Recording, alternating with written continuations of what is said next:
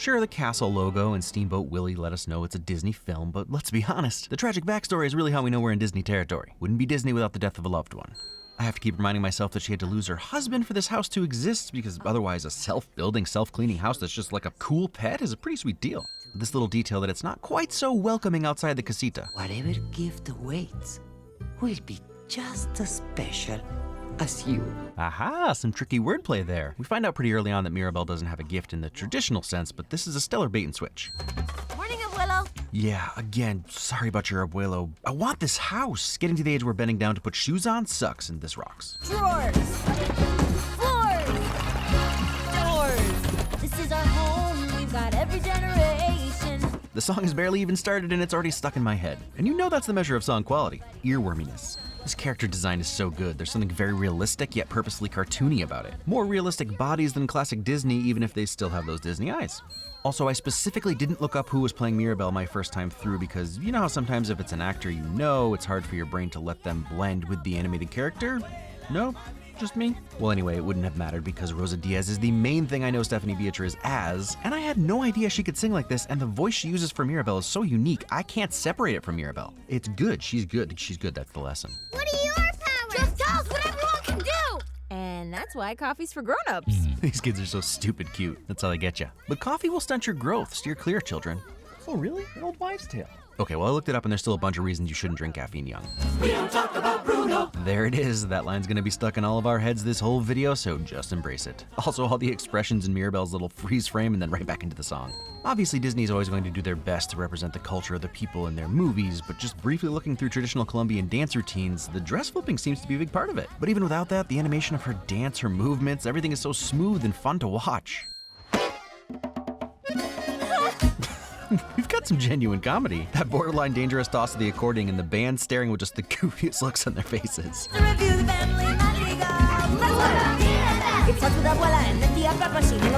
Honestly, appreciate the recap because there was a lot to remember.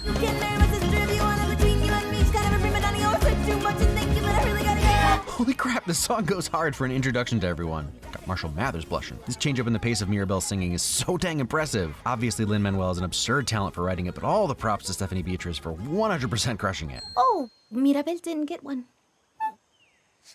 And here's the first glimpse that perhaps the family doesn't understand or even care to understand how hard it must be for Mirabel. I am just as special as the rest of my family. Maybe your gift is being in denial. Genuinely laughed out loud at this one. It's so brutal and also might be my gift. Now that Mirabel isn't entertaining the kids, her vibe is completely shifted. It sets up the way Abuela kind of views her later as a hindrance who's kind of in the way. Seriously, this 2 seconds of Mirabel's face is absolutely hilarious. The pure disdain and the absolute disrespect. Step aside. Let the rest of the family do what they do best. This is such a frustrating representation of a common family dynamic where one person is always considered the screw-up. No matter what they do, it's not enough because those in charge have made up their mind about Jerry Gergich. It's a real bummer, Abuela. You're gonna get your gift and open that door, and it's gonna be the coolest ever. Wow, class act, Mirabel. This can't be easy. I have an amazing family and an amazing house. She's right about the house. I'm 50-50 on the fam so far. Some of them seem like jerks. And you might feel like I'm going hard on Mirabel's family, and you're right, because I don't like a lot of them, especially some of them. There's almost a classic Cinderella vibe going on here at times. Spanish songs in the English version of the film. And he's singing about party night, and I actually jumped the gun on the earworm song because this one has been in my head for a week, which is tricky because I don't speak Espanol. Beautiful begonia beard. Okay, I think they're dahlias, but the lie is worth the alliteration. Love the bokeh effect the candle gives off, a real magical touch, especially for those of you into fast lenses. What an adorable, dapper little gentleman.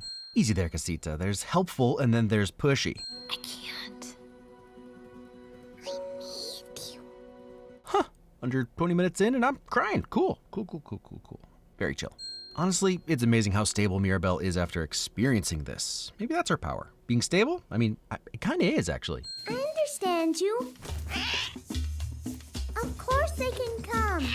best power, not even close. I can lift weights, I can get a green thumb, I cannot talk to toucans or ride leopards no matter how much I practice. And it's hinted that it'll be his power with the stuff Mirabel gives him. Almost like she knows what his power will be?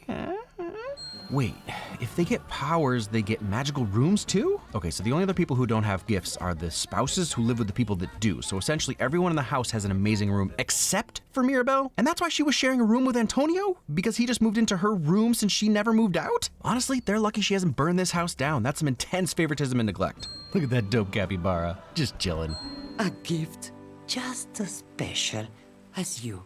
I know there's a whole redemption arc coming and like, she's got her own baggage, but holy hot lava, abuela. Yeah, it's Antonio's day, but your giftless nieta is standing right there. Nobody noticed Mirabel wasn't there? Nah, no, heck no. Seriously, this movie better turn out to be a fun Lin-Manuel musical about a girl who kicks the snot out of her tactless, magic-obsessed family, or I'm not sure I can stick with it. I'm not fine. I'm not fine. Honesty, listen up, suckers. Although I will say this is a super fun visual. They're not totally frozen, just slowed down as she sings around them. Are we sure this isn't her gift? So she just asked the house for a miracle in her song, saying she was ready, and then the house gives her this vision. She just doesn't think of it as a miracle, but in reality, it saves everyone in the long run because she does. The magic is strong, and so are the drinks. Did you just insinuate that your 15-year-old nieta is sloshed? I'm gonna give her the benefit of the doubt and just assume Abuela is planning on getting crunk. Mira, my brother Bruno lost his way in this family. She talked about him. Also, no one is perfect, but it's nice to get a respite with Mirabel's mother, who clearly loves her and doesn't agree with the way the family treats her. Also, when you start thinking about her gift and how her husband is always dealing with bee stings, it makes sense that they fell in love. You spend enough time healing someone and sparks can fly. Why is this happening? I don't know, but gaslighting your nieta probably isn't the solution, abuela. I will save the miracle. It's true. Or, like, maybe she is the miracle. Who could say at this point? Wait, how do I save a miracle? In Moana, Maui called the ocean Kooky Dukes, and people still ask why the ocean didn't just bring the heart back to Te Fiti themselves. And I can't say for sure if I said this in my video, but I see the ocean just like I see Casita. It's somewhere between a pet and a very early development child, seen here having no clue how to save a miracle and then slapping Camilo. Luisa. Family. Wow, I love that so much. Pepa's clouds form when Maribel takes her seat, but as soon as her husband Felix touches her shoulder, she calms down and the storm dissipates. Find you a safe space like Felix. I told them to warm up your seat. Thoughtfulness. Cutest thoughtfulness. Do we have a date? Tonight, he wants 5 babies. Wonderful. Ah, so the Madrigals operate under the Picard code of ethics, where using Deanna's empathetic abilities to gain the upper hand is fine because Picard says so. This poor guy might want his proposal to be a surprise, you know?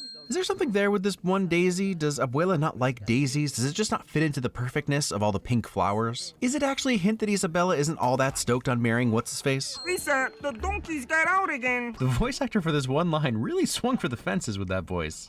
Remember that tweet where the guy was confused why Aloy had a beard, but it was just peach fuzz that most mammals have?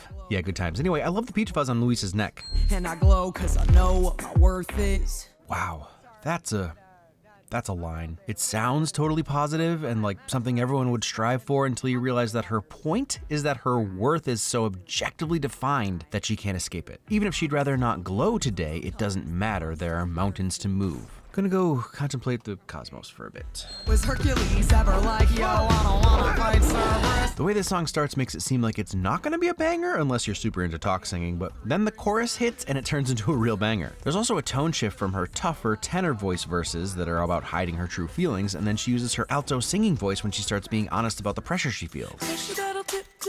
Till you just go by. Also, these falling donkeys crack me up for some reason. It's such a great and weird background. You trying to tell me those donkeys will choose to go down with the ship too? She even goes higher into her range when she dreams of a reality where she's free. The journey these donkeys are going on is really just top notch. Did I mention this song slaps? It slaps. And I also love her dance sequence here, further solidifying that there's more to her than just lifting things up and putting them down. Also, imagine going back to being a normal donkey after this life-changing song and dance sequence. Hugging, for real, what a great sister. Ah, get it, because he can see the future, which is part of time. Hourglass equals time. Come on, people, keep up. But at least I'll have a friend. Nope, he flew away immediately. I bet the donkeys would have been down. Welcome to the family, Madrigal. There's so many stairs.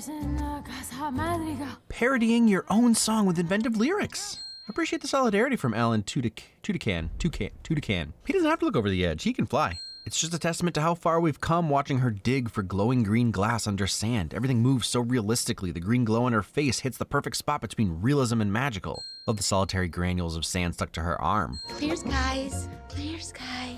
The serenity now of the Encanto verse. We don't talk about Bruno, no. Hope you're prepared to sing about that thing we don't talk about. Feels like a loophole, but holy cow, I love the Dutch tilt here that makes it feel like the entire house is shifting to keep Pip upright. Which technically it may be. I can always hear him sort of muttering and mumbling. I associate him with the sound of falling sand. Yeah, even if Dolores could hear him, she wouldn't think he was still there, so I get why she thinks it's in her head. She was right about the sand, though. Also makes sense that the one with very attuned hearing would pretty much exclusively talk and sing in whispers. Also notice that she claps with just her fingers and also covers her ears during fireworks. Such great touches. Also, holy crap, Bruno's dancing in the background. Dang it, you silly musical. You knew I couldn't resist a medley of verses like this. Get me to bob my head and crap. Also, it's super brutal when you realize Bruno is sitting on the other side of this wall, listening to them blaming all their problems on him. Abuela wants tonight to be perfect. Till the Guzmans leave, you did not break into Bruno's tower, the magic is not dying. Kinda encapsulates the problem at the heart of this family that is Maribel's gift to fix. I know. Miércoles. That means Wednesday and also sort of sounds like miracles in English. But really, it's the similarity to another Spanish word that makes it a euphemistic curse, kind of like fudge in English, or here's a good one, shut the front door. These looks back and forth are just... Hey, it's Bruno's crack from the other side. Just me, or did they model Julieta after Maria Portocalos? Kind of a cross between her and Aunt Bula. Everything is fine. We are the Madrigals. Look, she's got more going on than this, but Abuela's obsession with how she's perceived by the townspeople is so on the nose it stings the nostrils. Let it go, man. Everyone, let it go. I heard this in a TikTok recently and it stuck with me, so you're gonna hear it. Quickly think of 3 things from your past that you did that make you physically cringe. I can think of like 18, but now think of one thing that someone else did that probably makes them cringe. A lot harder, isn't it? We're all self-obsessed. No one remembers that time on vacation when you were 9 and invited that 18-year-old girl to lie next to you on her towel by patting the dock and saying, "There's plenty of room, Sarah," because you had a crazy crush on her, and it was even weirder because she was a family friend. Like, you know, you have those families where you call the parents aunt and uncle, but there's no blood relation. You just spend a lot of time with them, so that she's kind of like a cousin, but not really, and something like that, but obviously not specifically that. That would be insane. You do. So, chill out, Abuela. I love that the vision shards give him the green eyes that he had in the song. Also, that rat is pissed! Parkour! You're very sweaty. Best character introduction ever. Bye. The comedy hasn't even started. All the patching's done by Hernando. Who is Hernando? I'm Hernando and I'm scared of nothing. Seriously, how do you withhold John Leguizamo for an hour of this movie? To be fair, the quick cut makes it land. I'm Jorge. I made the spackle. Starting to wonder if Jorge was the guy who asked Luisa to move the donkeys. 1990 World Cup? That was Carlos Valderrama's team, although 94 was when I really fell in love with him. Even El Cole in the background. Wanted to make the family proud of me. That quick eyebrow raise from Bruno since he can fully relate. The bread fell, but where did Ratsmo go? That's what I named him, Ratsmo. He vaporized. The rats told me everything. Because they're rats, like a snitch, a rat, like the rat walking across the railing in The Departed. You with me? The rats told me everything. Don't eat those. Such purely perfect timing. And the rats are totally clueless to their impending doom. And you need to get out of here.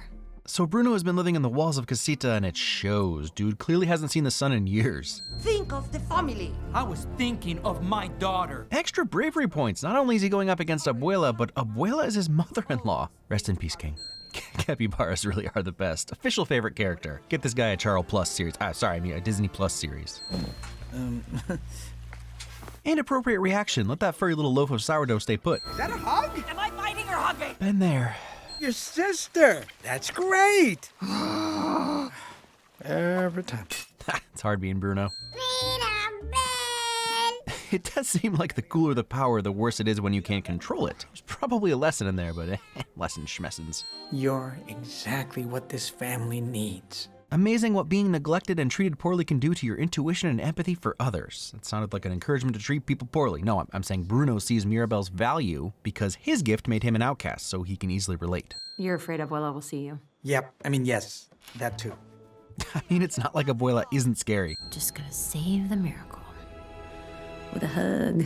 Again, the comedic delivery in this film is so on point. Getting some Poison Ivy vibes, which I have to imagine she technically has the capacity for. I'm saying this could be a villain origin story, and I wouldn't hate it. Isa, I feel like you're upset. Ah, I see someone has been trained in I messaging style of communication. I feel, I noticed, I farted, etc. I've been stuck being perfect my whole entire life. Okay, again, it's a similar line to what Luisa said earlier. I may just have a harder time commiserating with this one. However, it truly is the same because the issue is not whether she is perfect or whether she feels perfect. It's the expectation that she be perfect and what her perfection means for the family. And that in turn has limited what she can do with her gift. Growing the cactus proves that she's been holding back. When you know who you are. At this point, it seems intentional, which, yeah, subconsciously, I suppose. I mean, these are still all beautiful flowers. Talk about repression. The crack started with you. Bruno left because of you. Okay, I think it's official. Scar is a better family member than Abuela. Okay, Jorge got out, but what about Bruno? Even now, Abuela doesn't call for Mirabel to save herself. She still kind of thinks it'd be worth it if Mirabel died, but the miracle was saved. Ursula level right there. She's got a lot of work to do here. Good, after throwing it away, he's put off the stuff forever, or at least until he's older, when being addicted to substances is okay? Gosh, I love coffee. I just wanted to be something I'm not. Oof, relatable.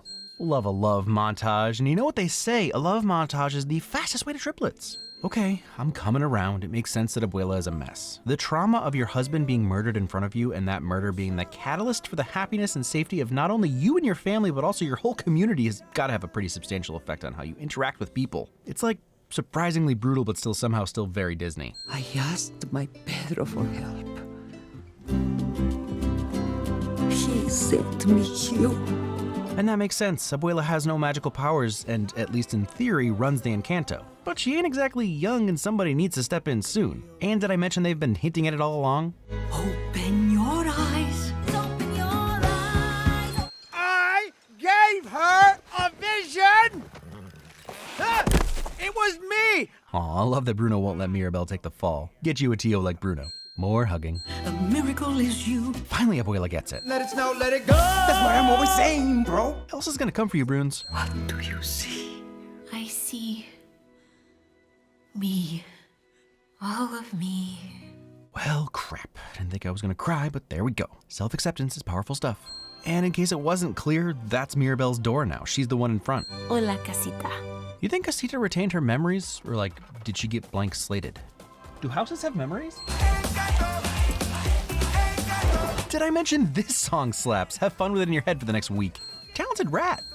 The thing most people walk away from this movie asking is, so what the heck? What was Mirabel's gift? And that's fine, it's not super clear, but the more you think about the movie, you realize that the gifts weren't all they were cracked up to be. The way I see it, there are 3 different levels of how the gifts affect the Madrigals. Giulietta, Antonio, Camilo, and Peppa pretty much all accept their gifts for what they are. Giulietta's is obviously the easiest and seemingly only ever has positive outcomes. Antonio and Camilo are pretty new to theirs, so while they may land in level 2, for now they're happy. Peppa's causes problems for her, but she doesn't seem to resent it at all, it's just part of her, and the power to bring forth rain during a drought would be a huge deal.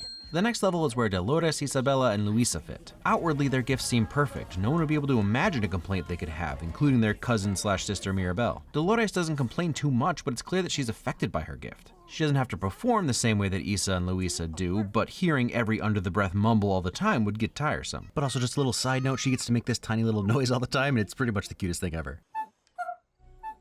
But for both Isa and Luisa, the pressure almost supersedes the positives of the gift. They both come to terms with better ways to cope, but I'm sure there are days that they wish they could just be normal. And then we have the third level, Bruno. He sees his gift as a curse. Whenever he uses it, people get upset, and it got so bad that he had to leave the family. So it should be easy to see that even the most innocuous gift like Giulietta's comes with a whole host of issues. She has to cook like all the time, and it's on her if someone gets sick, it's on her if someone dies. Now you could just say that this is part of life for everyone. Everyone has responsibilities to their family and or community, and there's pressure to fulfill your duties, and when you don't, bad things happen. They're just dialed up to 11 for the Madrigals. It's easy to draw parallels with real life because we all deal with pressure and stress in different ways. Abuela deals with it poorly for most of the movie, but she comes around in the end. And that brings us to Mirabel. So, But what is Mirabel's gift, right? Well, like Abuela said, she is the gift. But it actually goes deeper than that. The reason she doesn't have a room is because just like Abuela, the entire house is her room. That part is pretty explicit with the doorknob, but what maybe isn't super clear is that Mirabel is meant to be Abuela's replacement. The first act spent a lot of time showing us how helpful Mirabel is. Even if it seems like she's always in the way, it's because there's unrest in the family. Her relationship with Isabela, which was step 1 of fixing the house, and then step 2, her relationship with Abuela, which actually had more to do with Abuela's relationship with magic and with the family's gifts. She felt the need to control everything to the point that she was neglecting and continually wounding her grandchild. No amount of magic makes up for that. So she needed to let go and accept Mirabel for who she was, not constantly shame her for not having a gift. But it even goes beyond that and is pretty evident in the visuals of the movie. The most obvious is the butterfly. Mirabel has butterflies all over her outfit, and they're the final key in Bruno's vision, as if it was all predestined.